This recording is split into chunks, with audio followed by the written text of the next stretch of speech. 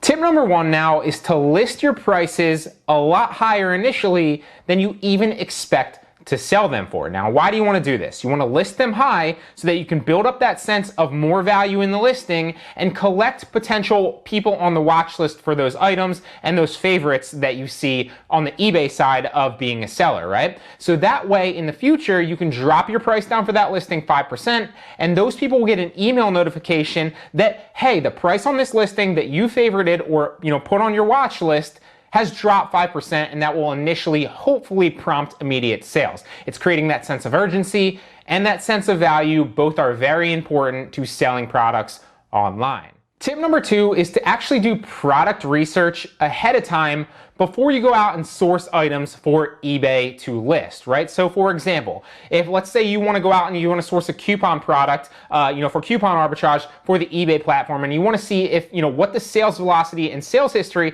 for an item like that is on eBay, and also what you could potentially sell it for, so you know if it's going to bring you a profit margin and it's a good product to source, right? So then what do you do exactly? Well, you want to copy the title for that Amazon listing, take it over at eBay search, right? And then you want to sort on the side of eBay, and you want to sort for sold and completed listings. And what that's going to do is it's going to show you if a product like that has ever sold in the past, and if so, for what, how many, and on what dates, right? So if they've sold frequently, if they sold recently, what the prices were, and if, for example, if your search is too niche, then you just want to take out some of the keywords, search some of the main keywords, so it's not like a long title only if you're not seeing any search results or very, very minimal. And then you want to search for, maybe like the top 5 keywords in that listing. So if it's a scratch off map, you want to do like world scratch off map, blah, blah, blah. Maybe just take like 5 to 6 keywords in the title instead of the long full title, right? And that's only if you're running into issues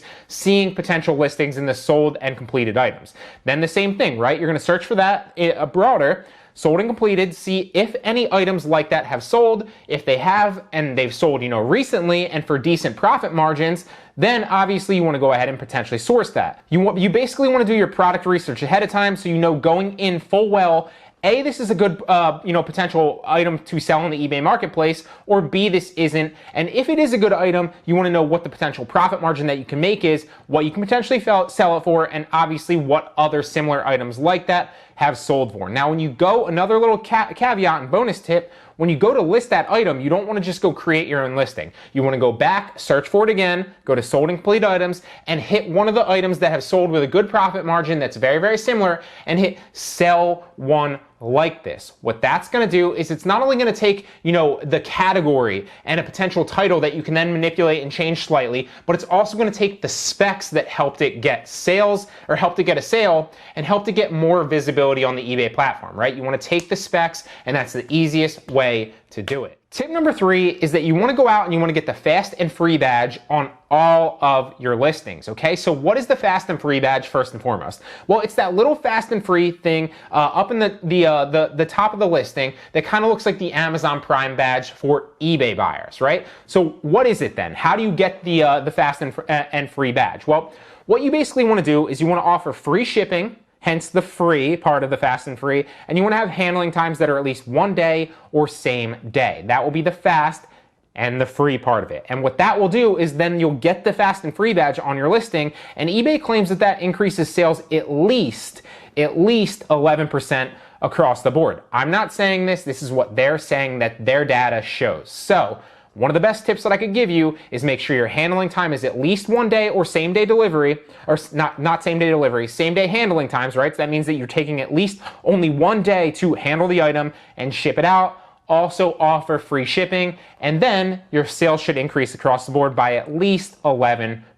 Now, tip number 4 is going to go directly against tip number 1, but hear me out. So tip number 4 is to sell items for no profit or practically any profit at all. And before you get all up in arms and you go down in the comment section and you write something really, really mean and say, "This guy doesn't know what he's talking about," hear me out.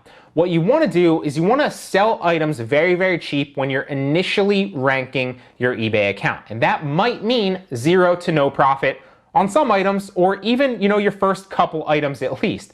The reason being is you want to accumulate positive feedback. Now, positive feedback when you're selling items, right? You're gonna prompt the sales to accumulate positive feedback by listing your items a lot lower, even though initially I told you to list them a lot higher. You got to feel out for where you are in the process, right? If you're ranking a new account, this is the route you want to go. So list your items very, very low to prompt sales to accumulate positive feedback so that you can get that snowball effect to start rolling, because as you accumulate more positive feedback, you will then be able to sell more products at a higher price in the future. So it's an exponential effect, so you might have to take the hit or at least sell them for no net profit in the beginning on like your first 5 to 10 items, just to accumulate some positive sales history so that people, when they come to your listing in the future and you have some positive feedback, that they don't think twice about it because you're a trusted seller now and you have some, history of positive sales. Tip number 5 is to invest in quality shipping supplies. Now, this is one of the things that I fought for so long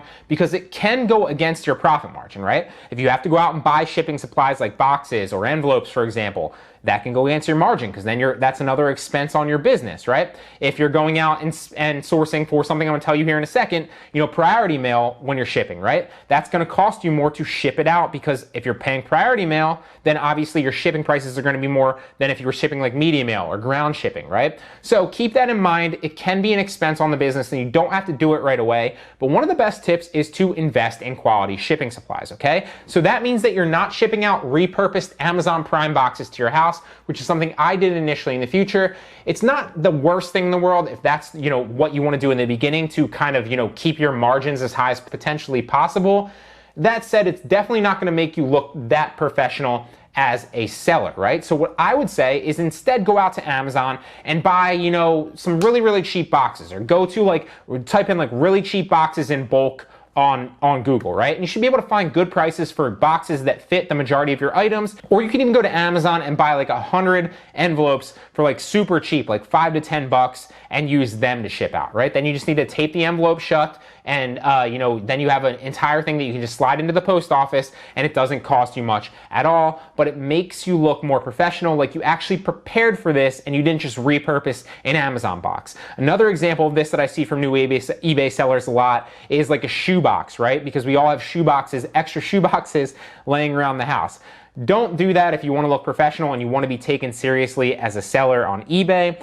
If you take your business seriously, your customers will as well. But if you're not prepared and you're not taking it seriously, well, chances are they won't take you seriously either, and then it could hurt your feedback ratings going forward. So make sure that you're investing in quality shipping supplies, and it will pay off for you. On top of that, if you don't want to essentially pay for shipping supplies, you don't want to go out and pay for boxes, you don't want to go out and pay for envelopes essentially, what you can do is I'm going to give you 2 other options. You can go to, grocery stores or stores like Best Buy and ask them if they have extra boxes, or even Target or Walmart. Ask them if they have extra boxes that they want to get rid of. A lot of those stores will crush them up into that little pallet cruncher or whatever it is. I don't even remember what it's called. I used to work at Target. And then they recycle a lot of the boxes. So they have droves of empty boxes that they're not using in all shapes and sizes, and you can utilize them to your advantage if you just have the balls to go to a store and ask if they have some extra shipping boxes. You can get free shipping supplies like